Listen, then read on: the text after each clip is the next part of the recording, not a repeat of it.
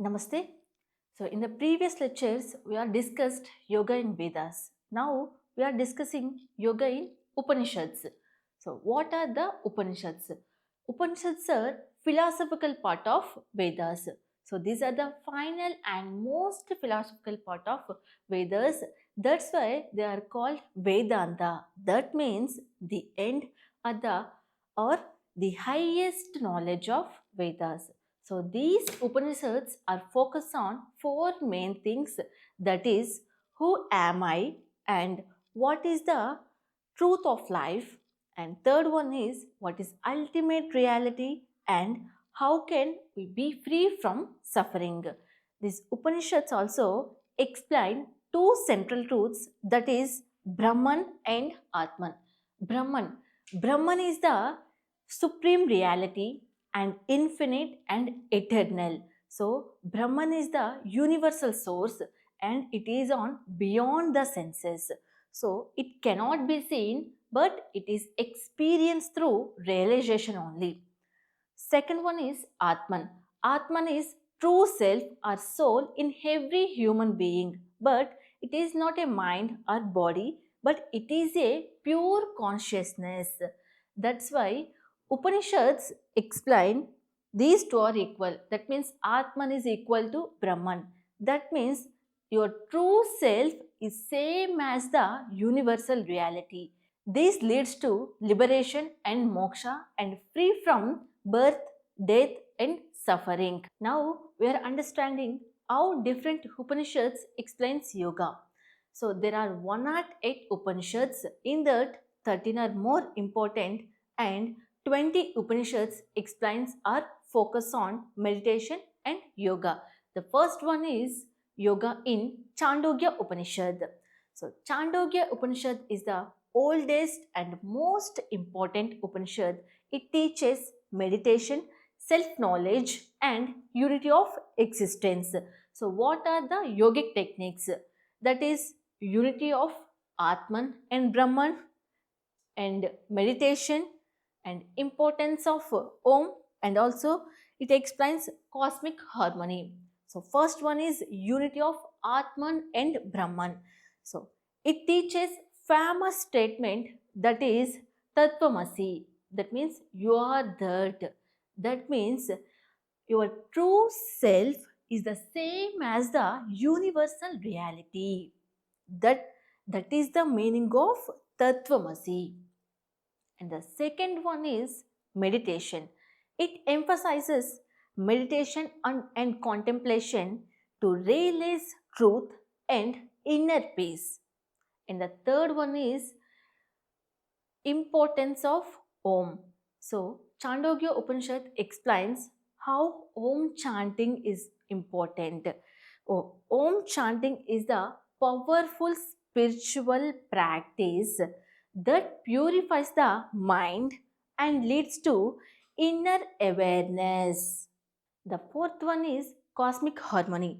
So it teaches that everything in the universe are connected and yoga helps us experience to that unity. So finally, Chandogya Upanishad teaches that yoga is the path to realize our inner self and the universe are one. Next one is Brihadaranyaka Upanishad. So Brihadaranyaka Upanishad is the oldest and deepest Upanishad. Why? Because the main key themes are self-enquiry and how to go to liberation and how to we realize the nature of reality. The main yogic techniques it explains. First one is Atman as the true self, and second one is Neti Neti. Atman as the true self.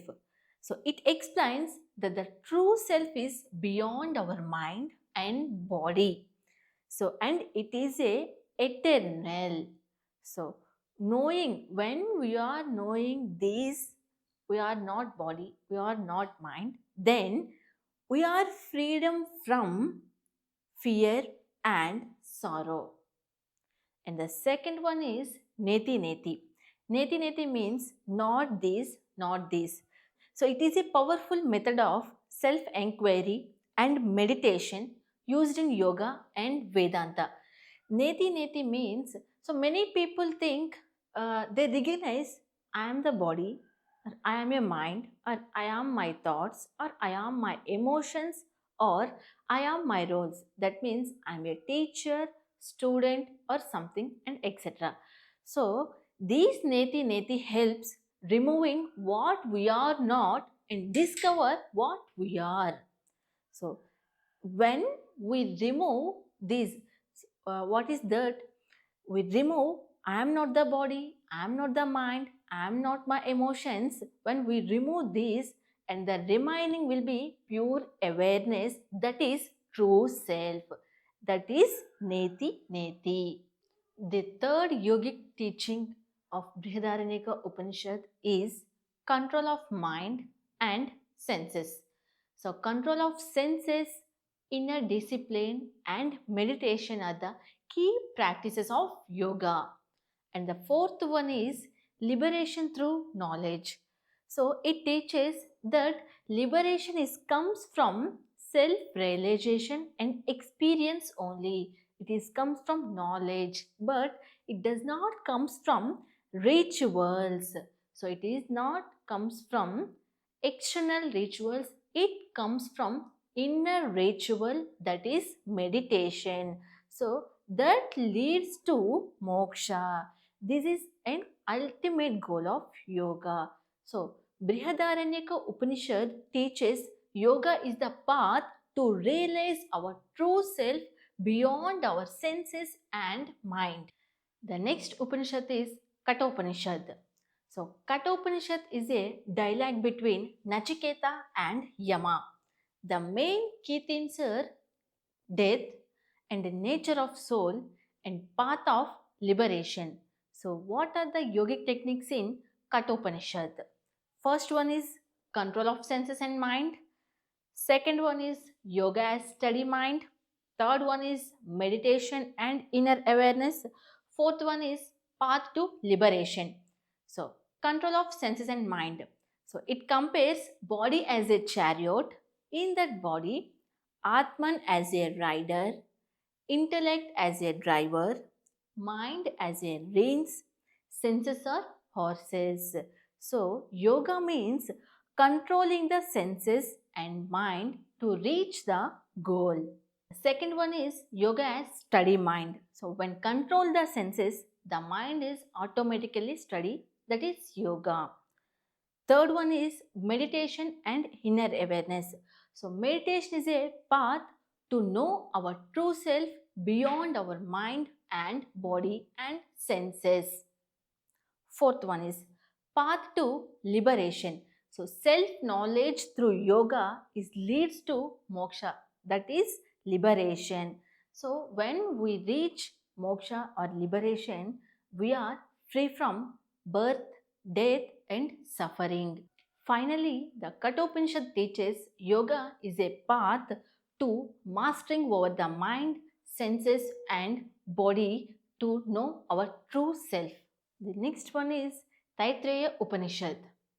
So, it teaches about 5 layers of human existence and how yoga helps us go beyond them and realize the true self. The yogic techniques are, first one is 5 sheets, that is also called Panchakoshas.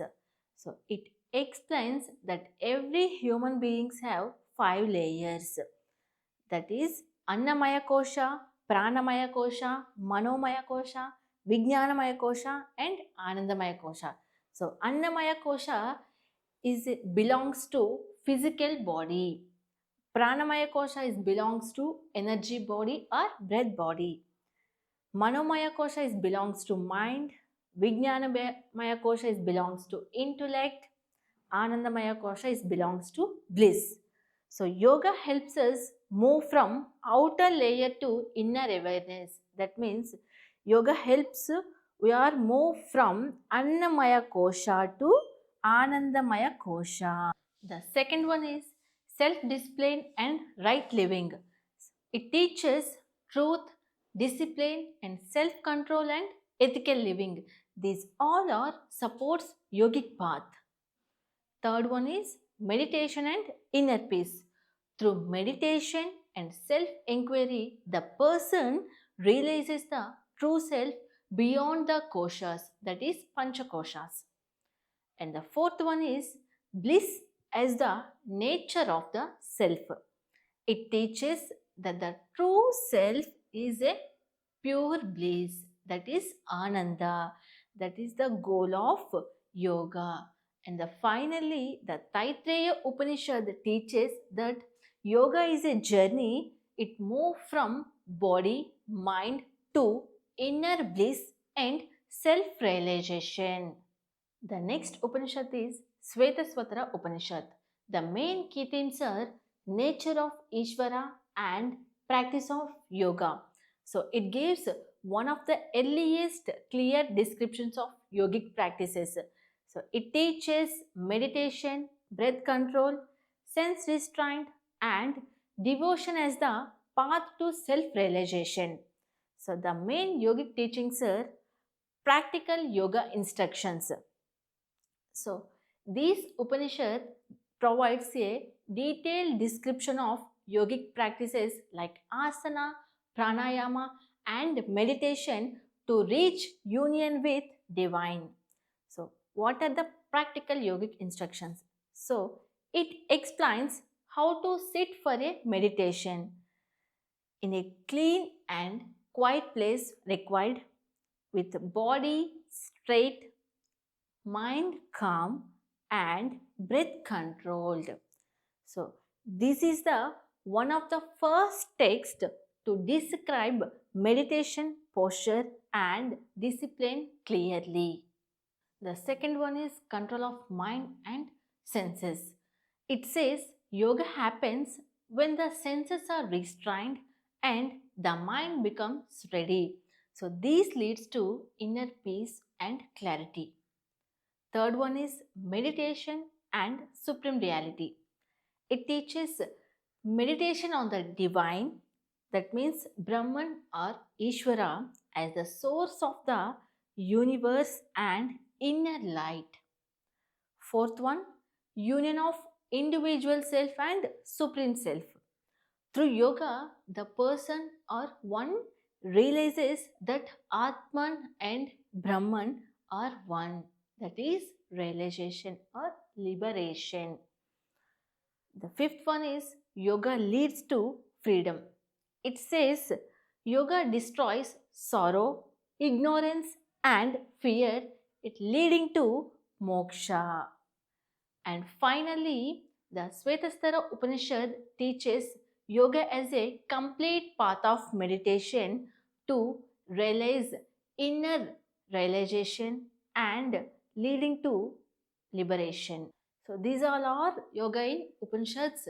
I hope you all are understood the yoga in Upanishads topic. Thank you.